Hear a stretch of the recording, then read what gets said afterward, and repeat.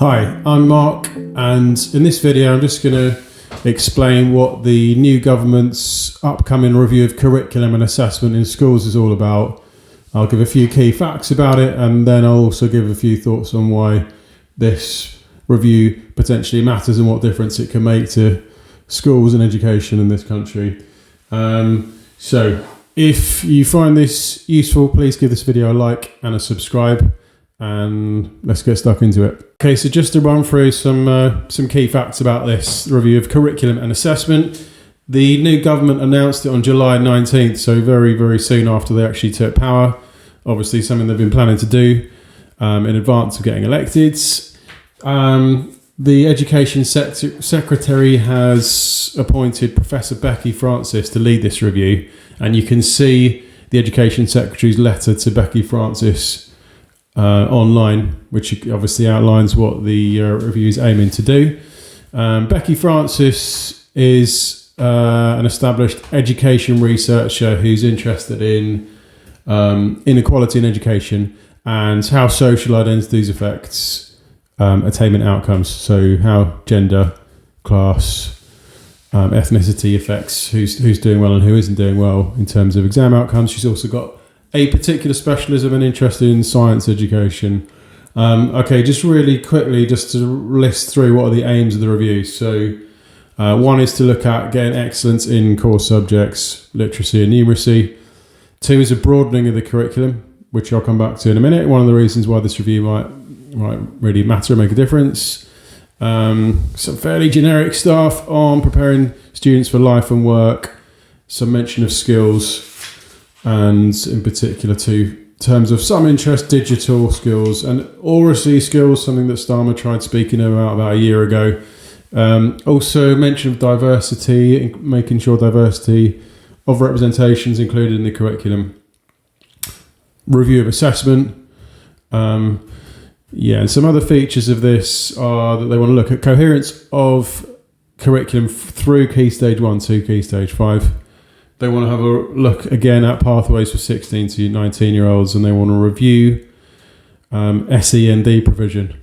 One thing which is encouraging about it is that they acknowledge from the get-go that review of curriculum needs to take into account teacher workload, because changing things around obviously can generate a huge amount of work for an already stretched and overworked profession.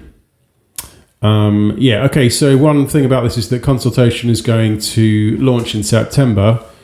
The consultation being the reviewers are going to ask for input from all stakeholders, including teachers, head teachers, trade unions, parents, anyone who's interested in participating. So it's worth being aware of that for people that want to try and contribute to what they think the government should do in terms of curriculum and assessment.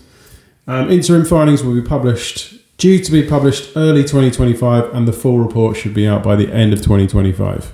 Okay, just a few of my thoughts on why this issue matters, why it's worth reviewing curriculum and assessment in schools, and some thoughts on hopefully what could come out of this review. So first of all, I think assessment in general is well worth taking a look at. So it's well documented how heavily sort of tested and examined British kids are.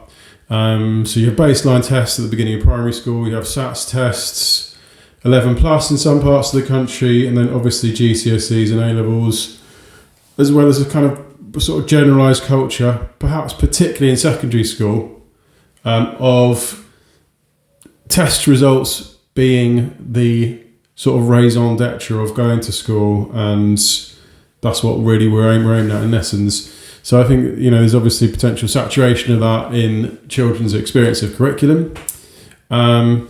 So that's the review's kind of implying they'll look at the extent to which students are tested with a review to review, and that may be lessening it. Also, the review talks about styles of assessment. How should children be assessed? Should that only be in high stakes exams at the end of courses? Maybe there could be a consideration of a return to a more modular approach that the Tories got rid of. Modular meaning you can take bits of exams throughout the course rather than it all being high stakes, all or nothing at the end. could be a look at the extent to which coursework can be reintegrated back into perhaps things like GCSEs and A-levels to a greater extent than we have at the moment. So that's one issue.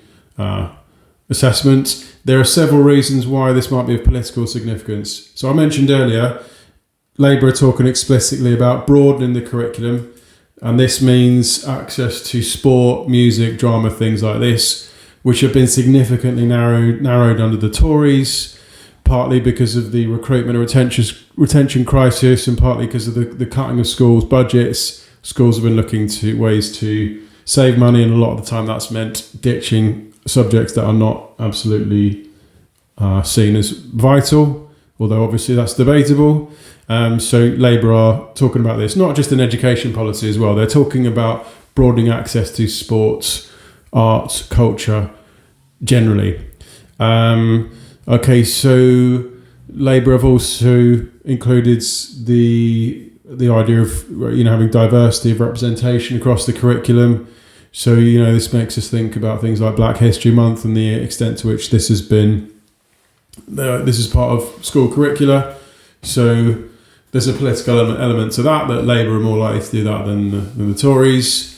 Also, I think one of the big unresolved questions this review needs to look at is the question of, do they want to take on the idea of knowledge-rich curriculum? Knowledge-rich curriculum has been the watchword of the Tories' approach to curriculum. They came into office in 2010 already saying that's what they wanted to do, and they wanted to sort of push forward this idea of we need to have bodies of knowledge that children need to rigorously, kept always using the word rigour, that children need to absorb these bodies of knowledge, and that it's got to be the same body of knowledge. We don't care who the kids are, same expectations, no matter gender, class, location, etc. Whereas an alternative approach is, well, actually maybe not all children from all different backgrounds need the same types of knowledge, and maybe they shouldn't be interpreting it in the same way, and so we need to take into account the student's perspective as well in curriculum design. So we'll see where Labour come out on that issue. All right, so just a few thoughts there on this upcoming review and why it might matter. As I say, look out for ways from September of this year, 2024, for ways to have input into what you think the government should be considering in reviewing curriculum and assessment in this country. And we will see in 2025 what the review comes out with, and then what the government actually does. They'll need to get on with it. They've only got a guarantee of 5 years in government. They'll have burnt up 1 year by just writing this review. So let's see what they actually get on with once the review comes out in 2025. Please do give me a like and a subscribe. It would be massively helpful and encouraging if you do. Thanks a lot. Bye-bye.